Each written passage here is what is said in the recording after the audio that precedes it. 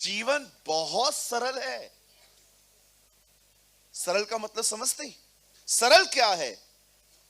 इससे ये कहना उठ कि ये कहना तेरे पाप क्षमा हुए। यीशु कहता है जितना इस व्यक्ति के पाप क्षमा करना आसान है, उतना ही इसे बेड से उठाना आसान है मेरे लिए। सरल, बोलिए सरल। जिंदगी बहुत सरल है। जानते हो क्यों? जितनी ताकत है खुद करो। जब थक जाओ और लगे कि अब सारी किडनियां फेल होने वाली है, तब किसी की मदद ले लो, आ जाओ। आप बिलीव कीजिए, आई प्रीच व्हाट आई प्रैक्टिस। आप कभी भी मुझे नहीं देखोगे किसी की शिकायतें। मेरे अंदर कोई शिकायत नहीं होती है किसके लिए। भाई तेरे को जो करना है कर। आप मुझे बोलोगे ना 2+2 5, go enjoy, enjoy enjoy your life, go. मेरे को टाइम नहीं है, मैं एक एक चीज को मैं जितना हो सकता है मैं खुद करता हूं, इसलिए मैं हैप्पी रहता हूं। मैं बहुत धन्यवादी हूं उन लोगों का जो मेरा हाथ बटाते हैं। मुझे खुदा ने मेरे जिंदगी में बहुत सारे लोग जोड़े हैं जो मेरी मदद करते हैं।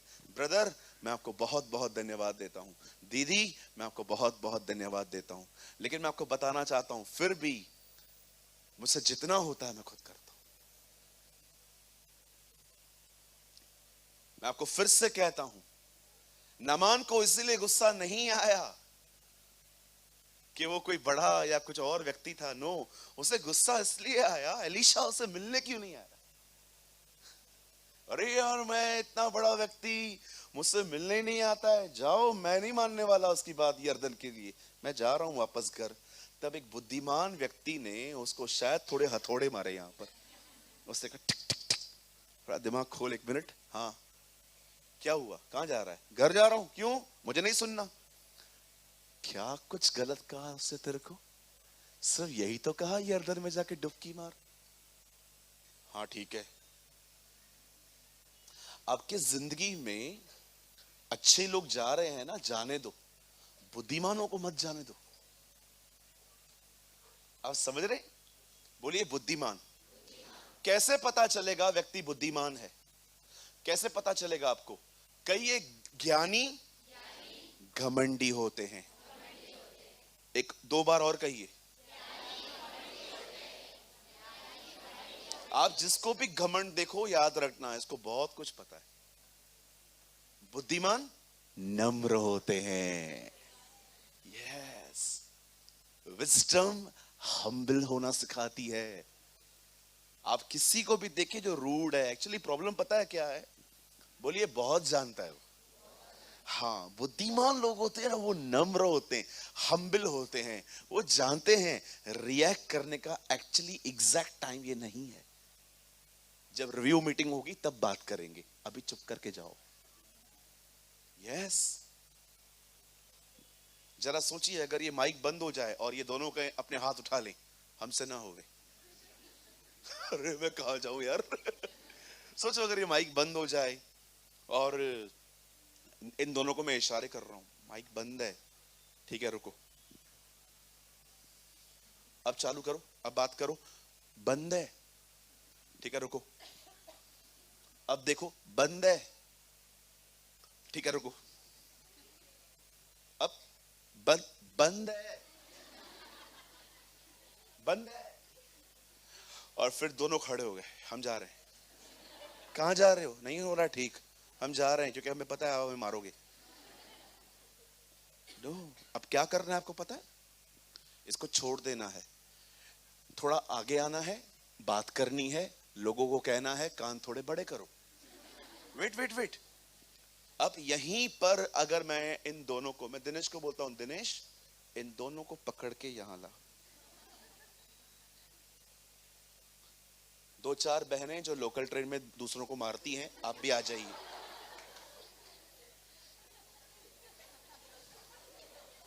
ज्यादा आ जाएंगी, ज्यादा आ जाएंगी। ओके मेरी बहनों, आप अपने हाथ इनके ऊपर आजमाइए आज। नो नो नो नो, ये राइट टाइम नहीं है। कभी कभी आप उस टाइम पे बोलते हो जो राइट टाइम नहीं होता। कई बार आप सही बातें बोलते हो लेकिन गलत समय पे बोलते हो। गलत टोन में बोलते हो, इसीलिए कोई बंदा आपकी नहीं समझता। वेट करो, ये मीटिंग हो जाने दो, मैं बाद में इन दोनों को ऑफिस में बुलाऊंगा और मैं उनको बोलूंगा, ब्रदर मैं मेरा काम ठीक से कर रहा हूं, आप लोग अपना काम ठीक से करो ना। अगर 2 बार और समझाऊंगा इसी तरह, इसी इसी लहजे में, इसी टोन में, 2 बार होने के बाद भी अगर ये लोग ऐसे ही करेंगे, तब तीसरी बार मैं थोड़ा अपना अनबिलीवर का स्वभाव निकालूंगा बाहर। अब मैं इनको थोड़ा तू करके बात करूंगा, तुझे समझ में नहीं आती है बातें। कही अपने पास वाले से, जब बात प्यार से बन रही है तो गुस्सा क्यों? मैं आपको सच कहता हूं, अगर आप अपने गुस्से पे कंट्रोल नहीं पाएंगे ना, लोग आपसे नहीं मिलेंगे, लोग आपके साथ रिश्ता नहीं रखेंगे, लोग आपसे बात नहीं करेंगे। और डोंट से कोई मुझसे बात नहीं करता, ये नहीं करता, वो नहीं करता। क्यों? क्योंकि तुमने खुद अपनी इमेज खराब की है। बी हम्बल, बी जेंटल, तुम्हारी कोमलता सब पे प्रकट हो, गुस्सा नहीं। प्रभु निकट है, कहता है ना पॉल, आपकी कोमलता सब पे प्रकट होनी चाहिए, सबको पता होना चाहिए कि you are a gentle person, आप नोबल व्यक्ति हैं, आप सुनते हैं लोगों को। बाइबल बताती है गुस्सा होने के कारण आएगा, वो कनान के बॉर्डर पे ही मर गया। अब सारी जिम्मेदारी आ गई यहोशू पर, बोलिए यहोशू पर। अब जब परमेश्वर यहोशू को कहता है तू इन्हें अंदर ले जाएगा, और आप जानते हो इजराइल से पहले क्या आता है, कहिए जॉर्डन। यस, यर्दन आती है। अब यर्दन में क्या था? एक रिवर थी, बहुत फेमस रिवर है, हमारे प्रभु ने यहां पर बपतिस्मा लिया है, राइट। कोरहवंशी वहां पर गीत गाते थे बैठकर, मैं दरियाए यर्दन पर तेरे लिए गीत गाऊंगा, 42 साम्स में लिखा है। अब बाइबल बताती है कि एक रिवर आई और यहोशू यहां पर खड़ा था, और परमेश्वर यहोशू को कहता है तू यहां से निकल। अब बड़े ध्यान से सुनिए, जो लोग यहां पर हैं, कोई भी यहां वहां ध्यान मत जाए, आराम से अपने स्थानों पर जल्दी से बैठकर इस कलाम को सुनिए। वचन कहता है जब यर्दन नदी आई, सारे लोग रुक गए। ये वो लोग हैं जो ऑलरेडी लाल समुंदर को 2 भाग होते हुए देख कर आए थे, अब वो यहां पर पहुंच गए हैं और उनको वहां से वहां जाना है। अब सुनिए खुदा क्या कहता है। परमेश्वर यहोशू से कहता है, यहोशू सुन, याजकों को अलग कर, उनके कंधे पर वाचा का संदूक दे, और जैसे ही उनके पांव यर्दन में डूबेंगे पानी रुक जाएगा।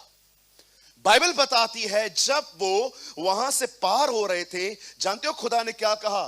उन्हें कहा सुनो, याजकों को अलग करो, उनके कंधों पे वाचा का संदूक दो, और जैसे तुम इस नदी में अपने पांव डालोगे, इस नदी का पानी आना थम जाएगा, बंद हो जाएगा, सारे वो रास्ते सूख जाएंगे। और जानते हो उसके बाद प्रभु क्या कहते हैं प्रजा को?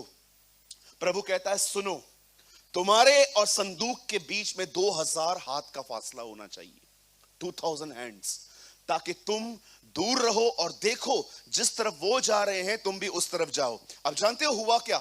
4 लोगों ने संदूक उठाया, वचन कहता है उन्होंने अपने पांव दरियाए यर्दन में डाले, और जैसे उनके पांव वहां पर गए, लिखा है यर्दन का पानी थम गया। काश हम वहां पर होते। ओ रियल सेल्फीज तो वो होती है ना, रियल वीडियोस तो ये होते हैं जो रिकॉर्ड करने चाहिए। मैं कभी कभी सोचता हूं काश वो रिकॉर्ड हो पाता कि कैसे वो औरत अपना दरवाजा बंद करके ऑयल डालती जा रही थी और खुद ब खुद सब भरते जा रहे थे। काश ये चीजें रिकॉर्ड होती, हम देख पाते कि कैसे जार खुद ब खुद बढ़ रहे थे। What a miracles. The Bible says जैसे ही उन्होंने अपने पांव दरियाए यर्दन में डाल दिए, पानी थम गया और वो लोग वहां पर खड़े थे। तब यहोशू प्रजा को कहता है चलो, और वचन कहता है, बोलता है अब एक काम कर। क्या प्रभु? इज़राइल के 12 गोत्रों में से हर गोत्र में एक व्यक्ति का चुनाव कर, और उन 12 लोगों को बोल दरियाए यर्दन में वापस जाएं और वहां से 12 पत्थर निकाले। आपको पता है सब लोगों ने नीचे जाके वापस वहां से एक एक पत्थर लेकर अपने कंधे पे रखा होगा या हाथ में उठाया होगा। वचन कहता है वो लेकर आए। अब मैं सोच रहा था, प्रभु आपने उन्हें 12 पत्थर उठाने के लिए क्यों कहे? आप जानते हो प्रभु ने उनको क्यों कहा कि इस रिवर में से 12 स्टोन्स निकाल लो? जानते हो क्यों? रीजन क्या है? Why lord? बोलता है सुन, जब तुम्हारे बच्चे बड़े होंगे और तुमसे पूछेंगे कि ये 12 पत्थर क्या हैं, तब उन्हें ये बताना कि कैसे तुम्हारा परमेश्वर तुम्हें यरदन से निकाल लाया था और ये उसका निशानी, ये उसका साइन है। सुनिए, मैं आपसे पूछना चाहता हूं, क्यों परमेश्वर उन्हें उन पत्थरों को एक चिन्ह ठहराता है? सुनिए, बड़े ध्यान से सुनिए। परमेश्वर अपने आने वाले लोगों के माइंड को मेकअप कर रहा था। बोलिए मेकअप। आपको पता है वो उसके दिमाग को ट्रेन कर रहा था कि स्टार्टिंग से ही हमारे मन कैसे होने चाहिए। इन पत्थरों का नाता उनके मनों से था। परमेश्वर चाहता था कि बचपन से हर बच्चा मेरे उपकारों को याद कर करके बड़ा हो। ये उसका कारण था स्टार्टिंग से ही। आज आप देखिए, हमने बचपन से इतने कचरे किए हैं अपने जिंदगी में कि आज आप देखिए कई सारे काम तो हम छोड़ चुके हैं, लेकिन मेमोरी में आज भी बातें बैठी हुई हैं। कभी आपने सोचा प्रभु यीशु मसीह ने जब वो प्रभु भोज की रोटी खा रहा था, उससे क्या कहा? मेरे सिमरन के लिए यही करना। आप जानते हो उसका मतलब क्या है? अगर हमारे बच्चे जब बपतिस्मा ले लेते हैं बड़े होकर और हम उनके साथ बैठ के प्रभु भोज की रोटी तोड़ रहे हैं और वो हमसे पूछ रहे हैं, मम्मी पापा रोटी क्यों तोड़ रहे हो? ये रोटी हम इसलिए तोड़ रहे हैं, मैं तुझे बताना चाहती हूं, खुदावन यस्सु हमारे गुनाहों के लिए लकड़ी पे मरा था। आप जानते हो यीशु ने क्या कहा?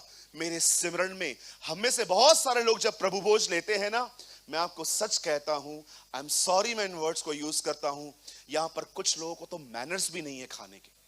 उनकी आंखें खुली रहती हैं, यहां वहां देखते रहेंगे, रोटी हमसे पहले ले लेंगे। आपको पता है ये इतनी पवित्र विधि थी कि परमेश्वर का वचन कहता है, ये सारे सुसमाचारों में यूहन्ना को छोड़ के लिखी गई कि एक रात पहले जब वो मरने पर था, उसने एक अटारी पर बैठकर रोटी ली, दाखरस ली, उसे तोड़ी और कहा, इससे मेरे सिमरन में के लिए करना, मुझे याद करने के लिए करना।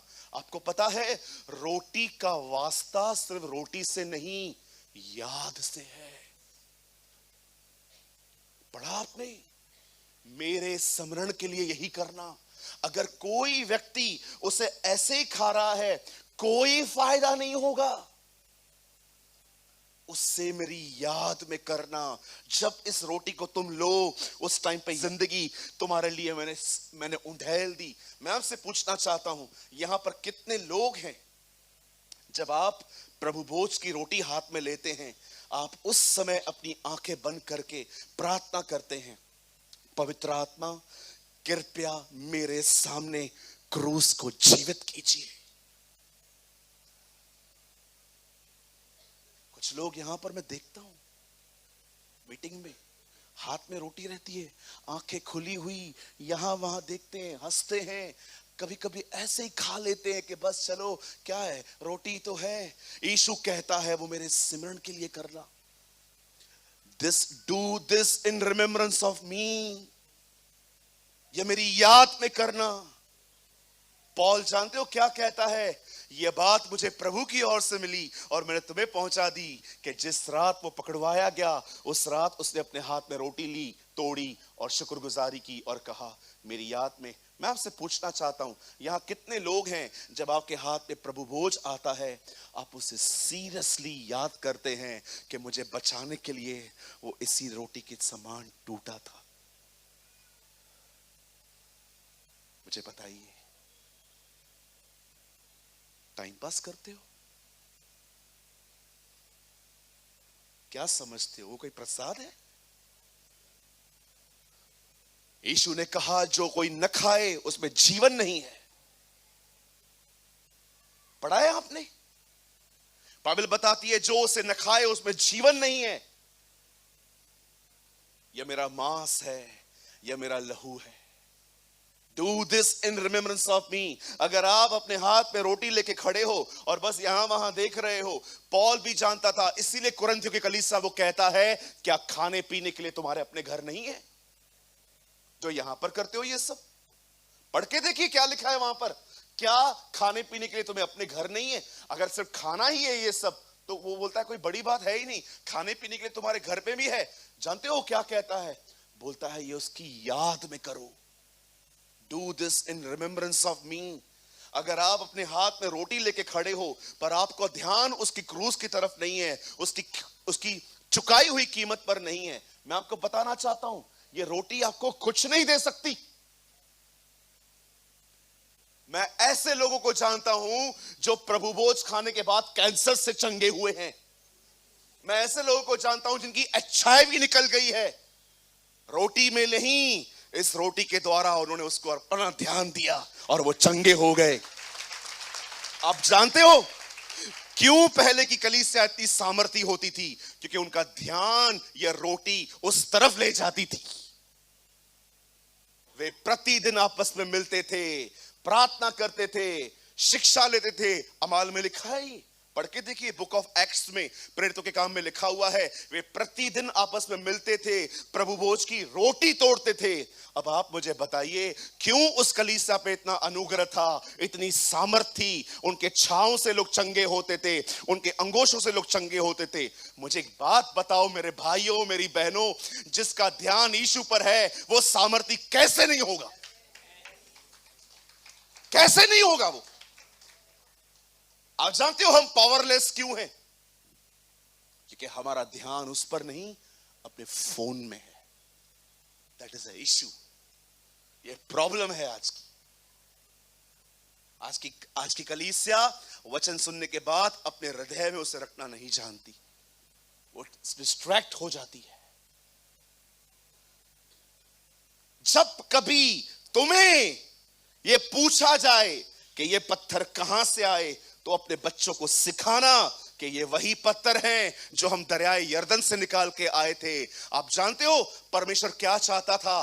बचपन से हमारे जो बच्चे हैं वो पहले कार्टून्स नहीं देखें, वो पहले फोन चलाना नहीं जाने, वो पहले सब कुछ न लें, वो पहले परमेश्वर के उपकारों को याद करना सीखें। आप जानते हो ग्रैमस्टन के दोनों बच्चों को क्यों मारा गया था? I was in उड़ीसा, उसके बच्चों को मारा गया था। किसी ने किसी से पूछा अगर आप स्टेन को मारते तो बात अलग थी, आपने टिमोथी और दूसरे को क्यों मारा? पता है किसी ने क्या कहा? बोला वो जानते थे अगर ये मर गया, इसने अपने बच्चों को इतना ट्रेन करके रखा था कि वो जानते थे ये मरा, ये कंटिन्यू करेंगे। माय गॉड, इतने छोटे बच्चे। हमारे बच्चों की हालत देखिए आजकल, हाथ में नहीं आते हमारे। आपके बच्चे देखिए, कुछ लोग तो अपने बच्चों को नींद से मार के लेकर आए होंगे यहां पर, चल चल। यस मैं देखता हूं कुछ लोगों को। आपको पता है यूहन्ना बपतिस्मा दाता की सेवकाई क्या थी? वह माता पिता के मन को बच्चों की ओर फेर देगा। जॉन, आप पढ़ के देखिए, लूका में लिखा है। वह नबी एलिया की आत्मा में चलेगा, वो दाखरस कभी न पिएगा, उस पे छुरा कभी न चलेगा, और माता पिता के मन को बच्चों की ओर फेर देगा। इसका मतलब उसके प्रचार करने के बाद लोग अपने बच्चों पे भी ध्यान देंगे। सब देते हो जो चाहिए आपको, आपका बच्चा जो चाहिए दे दो, है ना? मैं आपसे पूछना चाहता हूं, यहां पर बात बच्चों की नहीं हो रही है। मूसा कहता है यह अवश्य है कि तुम अपने विषय में सचेत रहो। परमेश्वर सिर्फ पत्थर नहीं दे रहा था, आने वाली जनरेशन का माइंड रिन्यू कर रहा था कि उन्हें बचपन से पता हो कि ये क्या है। जब भी तुम आपस में मिलो और तुम्हारे बच्चे ये बात पूछें ये पत्थर कहां से आए, तो इसके बहाने तुम उन्हें पूरी कहानी बताना कि कैसे मैं तुम्हें निकाल लाया, कैसे मैं तुम्हें दरियाए यरदन क्रॉस करके आया, ताकि बचपन से ही तुम्हारे बच्चे मुझे जान पाएं कि मैं उनका परमेश्वर यहोवा हूं। मैं आपसे पूछना चाहता हूं, आप में से कितने लोग हैं अपने घर के लोगों को सब सिखाते हैं, कभी कभी बताते हैं कि यीशु तेरे लिए मरा है, Jesus die for you on the cross. आप जानते हो जिंदगी जीने के लिए सिर्फ ऑयली फूड नहीं छोड़ना पड़ता। अच्छी बात है अगर आप एक हेल्थ कॉन्शियस व्यक्ति हो, एक्सरसाइज करते हो, ऑयली फूड नहीं खाते, आप बहुत सारी बातें करते हो, लेकिन याद रखिए जीवन में आगे बढ़ने के लिए, तंदुरुस्त रहने के लिए सही ख्याल भी चाहिए रहते हैं।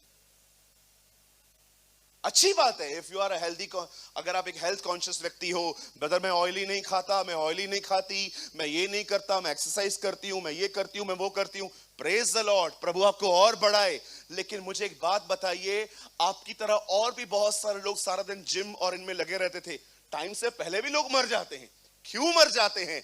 क्योंकि उन्हें यह बात नहीं पता है कि जिंदगी जीने के लिए वो चाहिए जिसे जिंदगी दी है हमें। आप जानते हो 90 की दशक में एक जगह पर बिली ग्राहम ने कहा, तुम्हें वही बना सकता है जिससे तुम्हें पहले बनाया था। तुम्हें वही बना सकता है जिससे तुम्हें पहले बनाया था। आज देखिए, अगर ये टीवी अगर ये यहां पर नीचे गिर जाए, आप मुझे बोलो इसे बनाओ, बन जाएगी, बिल्कुल बन जाएगी, 3-4 साल लगेंगे।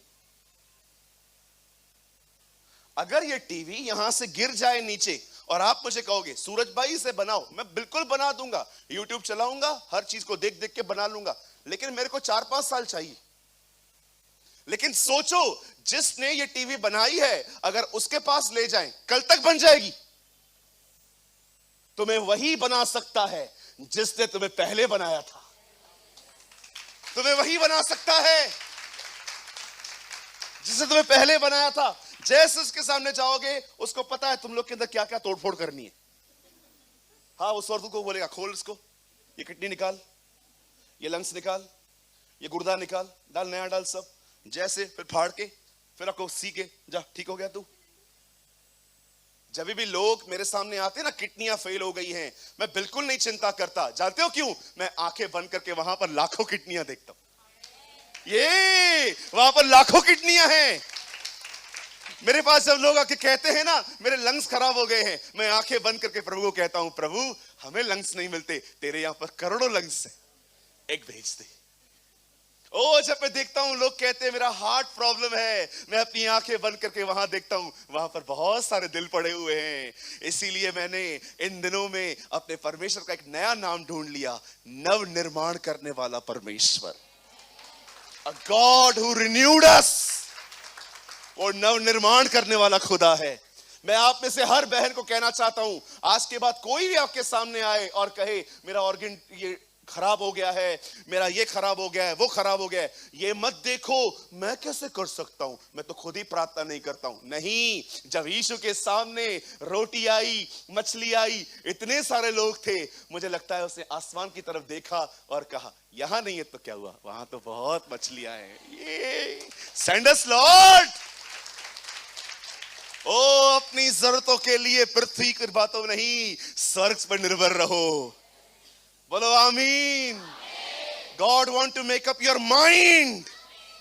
परमेश्वर तुम्हारे मनों को नया करना चाहता है, क्योंकि वो जानता है वो पत्थर नहीं थे, वो एक याद थी जो परमेश्वर इस्राएलियों को देना चाहता था। अच्छे से याद है हमें कितनों ने पैसे खाए हैं, अच्छों से याद है हमें कि किसने मेरे लिए क्या कहा था। कितने लोग हैं यहां पर जो खुदा के कलाम को याद रखते हैं, उसकी प्रतिज्ञाओं को याद करते हैं, उसके उपकारों को याद करते हैं, उसके साथ साथ चल चल के उसके व्यवहारों को याद करते हैं कि उसने आपसे कैसा प्रेम किया। एक दिन बाइबल बताती है, वचन कहता है, परमेश्वर इब्राहिम को कहता है चले आ, और वो अपना सब कुछ छोड़ के खुदा के पीछे पीछे चलना शुरू करता है। एक समय ऐसा आता है जब प्रभु उसे 100 साल की उम्र में बेटा देता है। बोलिए 100 साल, कहिए 100 साल। आप सोचो अगर हमारे बीच में 100 साल का लड़का आदमी आए और हाथ में हो और वो उससे कहे, वो आपको कहे will you pray for this? Okay uncle, ये आपका पोता है, मेरा बेटा है। आपका बेटा है? आप देखिए कभी कभी जब लोगों को कभी कभी 60 के बाद जब बच्चे होते हैं, हम उन्हें ऐसे देखते हैं जैसे उन्होंने हमसे मांगे थे। सोचो अगर हमारे बीच 60 का अगर एक आदमी आ जाए, कोई 60 का यहां है? नहीं नहीं, हाथ मत उठाना भैया, मेरा आज की मीटिंग में सब चला जाएगा, आपको लोग याद रखेंगे। सोचो अगर हमारे बीच में एक 60 साल का व्यक्ति आए और वो कहे ब्रदर एक खुशखबरी है। मुझे लगेगा ये कहेंगे कि मेरे बेटे को जॉब मिल गई, मेरा बेटा ये वो। हाँ अंकल बोलिए, क्या क्या है? मुझे बच्चा हुआ है। बच्चा हुआ है 2023 में? हाँ बच्चा हो गया।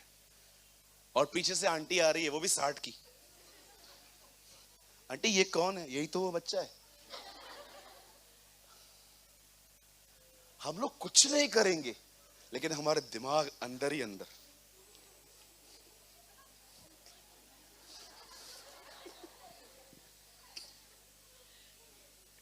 हम क्या आप सोचो, सारा की मरी हुई गर्भ थी।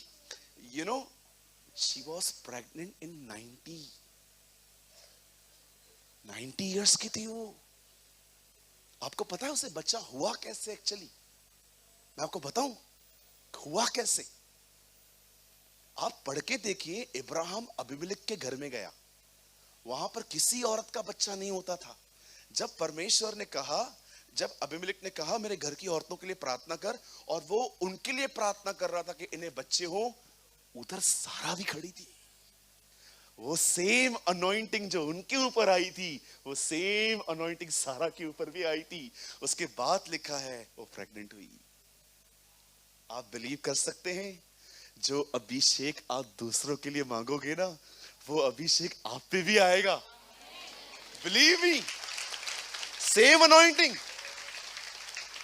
एलिया का अभिषेक यूहन्ना पर था, इसीलिए ऊंट के रोम के वस्त्र पहनता था। उसका अभिषेक उसे उसकी तरह ही बना रहा था। आज अगर यूहन्ना बपतिस्मादाता को ये अभिषेक एलिया की तरह बना सकता है, तो यीशु का अभिषेक हमें यीशु की तरह क्यों नहीं बनाएगा? Praise the Lord. बोलो यीशु मसीह की, बोलो खुदावन यीशु की। आप जानते हो उसके बाद क्या हुआ? बाइबल बताती है इब्राहिम को 100 साल की उम्र में एक बेटा हुआ। उसका नाम रखा गया आइजक। बोलिए इसहाक। और एक टाइम आया जब परमेश्वर ने इब्राहिम से कहा, इब्राहिम मला पाइजे, मेरे को ये लड़का वापस दे। ओ इब्राहिम को 3 दिन लग गए, 3 डेज।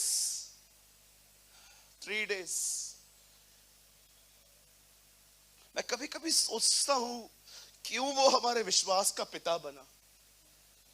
मैं कभी कभी सोचता हूं क्या उससे सारा से ये छुपाया होगा कि मैं इसे मारूंगा।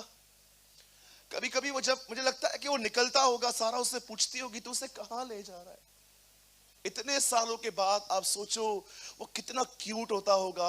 उसके बचपन को उससे किस तरह देखा होगा, ही इज माइन, ये मेरा है।